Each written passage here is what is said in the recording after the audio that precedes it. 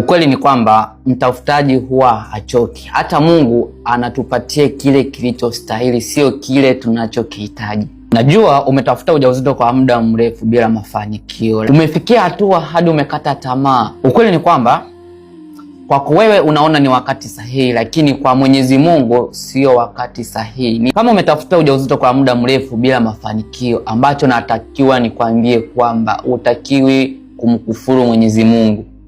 Unapaswa kumshukuru Mungu kwa sababu umebeba ujauzito, bahati mbaya mimba yako imeharibika.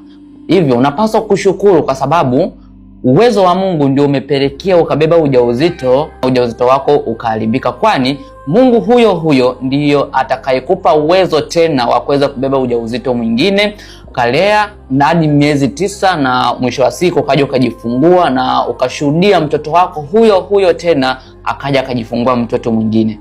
Ambacho nakushauri ni kwamba usisite kuendelea kumuomba Mungu kwa sababu mwanamke amejengewa uwezo wa uumbaji ndani ya mwili wake. Iweje uendelee kukata tamaa kama umeambiwa una changamoto katika mfumo wako wa uzazi?